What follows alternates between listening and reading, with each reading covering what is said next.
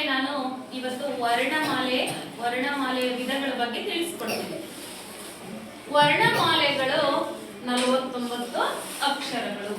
ಈ ವರ್ಣಮಾಲೆಯಲ್ಲಿ 3 ವಿಧಗಳಿವೆ. ಒಂದು ಸ್ವರಗಳು, ವ್ಯಂಜನಗಳು, ಯೋಗ ವಾಹಗಳು.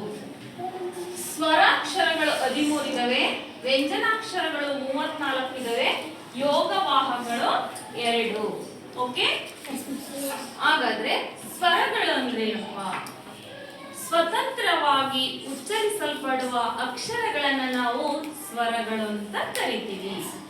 ಈ ಸ್ವತಂತ್ರವಾಗಿ ಉಚ್ಚರಿಸಲ್ಪಡುವ ಅಕ್ಷರಗಳನ್ನ ನಾವು 3 ವಿಧಗಳಾಗಿ ವಿಂಗಡಿಸಿದ್ವಿ. ಒಂದು ರಸ್ವಸ್ವರ, ದೀರ್ಘಸ್ವರ, ಪ್ಲುತಸ್ವರ. ರಸ್ವಸ್ವರ ಅಕ್ಷರಗಳು 6 ಇದಾವೆ, ದೀರ್ಘ ಸ್ವರಗಳು 7 ಇದಾವೆ, ಪ್ಲುತಸ್ವರಗಳು ಇಲ್ಲ. ಹಾಗಾದ್ರೆ ಸ್ವರಗಳನ್ನ 3 ವಿಧಗಳಾಗಿ ವಿಂಗಡಿಸಿದ್ವಿ. ರಸ್ವಸ್ವರ ಅಂದ್ರೆ ಏನಪ್ಪಾ ಅಂದ್ರೆ ಒಂದು ಮಾತ್ರ ಕಾಲದಿಂದ ಉಚ್ಚರಿಸಲ್ಪಡುವ ಅಕ್ಷರಗಳನ್ನ ನಾವು ರಸ್ವಸ್ವರ ಅಂತ ಕರಿತೀವಿ. ಆ ಒಂದು ಮಾತ್ರ ಕಾಲದಿಂದ ಉಚ್ಚರಿಸಲ್ಪಡುವ ಅಕ್ಷರಗಳು ಆ, ಇ, ಉ, ರು, ಎ, ಓ. ಗೊತ್ತಾಯ್ತಾ? ಒಂದು ಮಾತ್ರ ಕಾಲದಿಂದ ಉಚ್ಚರಿಸಲ್ಪಡುವ ಅಕ್ಷರಗಳೇ ರಸ್ವಸ್ವರ. 6 ಇದಾವೆ. Okay, next ದೀರ್ಘಸ್ವರ. 2 ಮಾತ್ರ ಕಾಲದಿಂದ ಉಚ್ಚರಿಸಲ್ಪಡುವ ಅಕ್ಷರಗಳನ್ನ ನಾವು ದೀರ್ಘಸ್ವರ ಅಂತ ಕರಿತೀವಿ. 7 ಇದಾವೆ.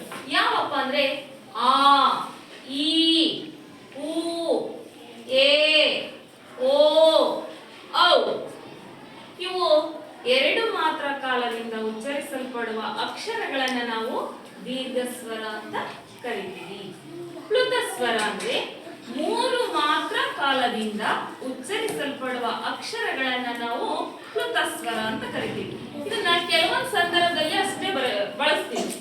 ಓಹೋ, ಎಸ್ ಎಸ್ ಅಂತ ಮುಂದಕ್ಕೆ ಪದಗಳನ್ನ ಬಳಸ್ತೀವಿ. ಆ ಒಂದು ಕೆಲವೊಂದು ಸಂದರ್ಭದಲ್ಲಿ ಅಷ್ಟೇ ಇದನ್ನ ಬಳಸ್ತೀವಿ.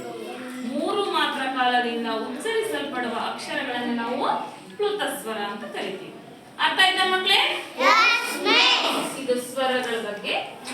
ನೆಕ್ಸ್ಟ್ ವ್ಯಂಜನಗಳು.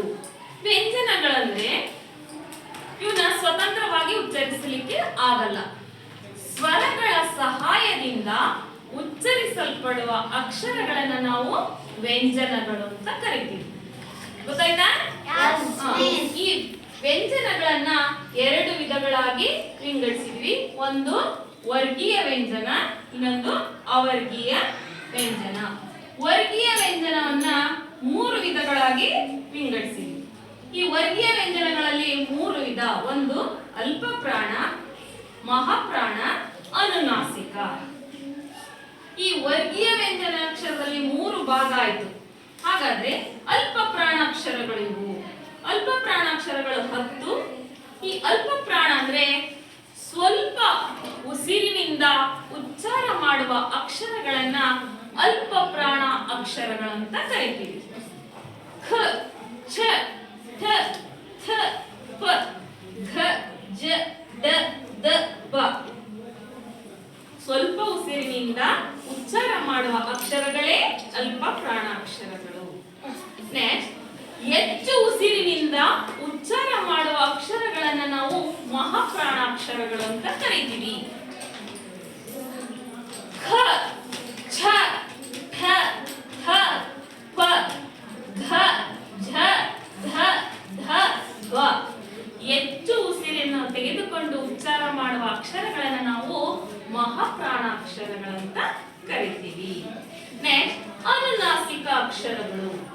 ಇವು ಅನುನಾಸಿಕ ಅಂದ್ರೆ ಮೂಗಿನ ಸಹಾಯದಿಂದ ಉಚ್ಚಾರ ಮಾಡುವ ಅಕ್ಷರಗಳನ್ನ ನಾವು ಅನುನಾಸಿಕ ಅಂತ ಕರಿತೀವಿ.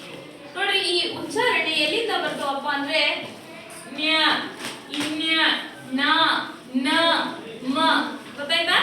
ಮೂಗಿನಿಂದ ಉಚ್ಚಾರ ಮಾಡುವ ಅಕ್ಷರಗಳನ್ನ ಅನುನಾಸಿಕ ಅಕ್ಷರಗಳಂತೀವಿ. ಅಲ್ಪ ಪ್ರಾಣಾಕ್ಷರಗಳು ಎಷ್ಟಿದಾವೆ? 10.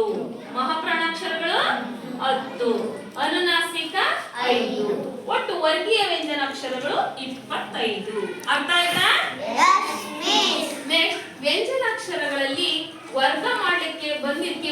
ವರ್ಗೀಯ ವ್ಯಂಜನ ಅಂತ ಕರಿತೀವಿ. ಅದೇ ರೀತಿ ಅವರ್ಗೀಯ ವ್ಯಂಜನ ಇದೆ, ಇದನ್ನ ವರ್ಗ ಮಾಡ್ಲಿಕ್ಕೆ ಬರಲ್ಲ, ಅದಕ್ಕೆ ಇದನ್ನ ಅವರ್ಗೀಯ ವ್ಯಂಜನ ಅಂತ ಕರಿತೀವಿ.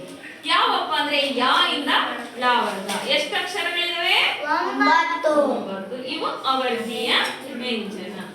ನೆಕ್ಸ್ಟ್ ಯೋಗವಾಹಗಳು 2.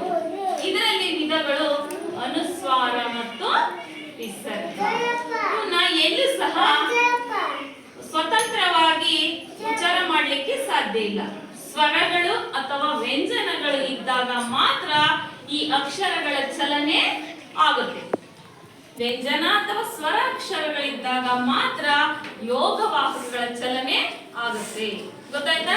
ನೋಡಿ, ಉದಾಹರಣೆಗೆ ಇಲ್ಲಿ ಇದನ್ನ ಒಂದನೇ ಉಚ್ಚಾರ ಮಾಡಕ್ಕಾಗುತ್ತಾ? ಇಲ್ಲ. ಇಲ್ಲಿ ಸ್ವರಾಕ್ಷರ ಬಂತಲ್ವಾ? ಇಲ್ಲಿ ವ್ಯಂಜನಾಕ್ಷರ ಬಂತು. ಅಥವಾ ಸ್ವರ ಅಥವಾ ವ್ಯಂಜನಾಕ್ಷರ ಇದ್ದಾಗ ಮಾತ್ರ ಇದರ ಚಲನೆ ಮುಂದಕ್ಕೆ ಹೋಗುತ್ತೆ. ಏನಾಯ್ತು? ಅಂಧ. ಅರ್ಥ ಆಯ್ತಾ? ಈ ವರ್ಣಮಾಲೆಯ ವಿಧಗಳ ಬಗ್ಗೆ ನಿಮಗೆ ಅರ್ಥ ಆಯ್ತಾ ಮಕ್ಕಳೇ? Okay, thank you.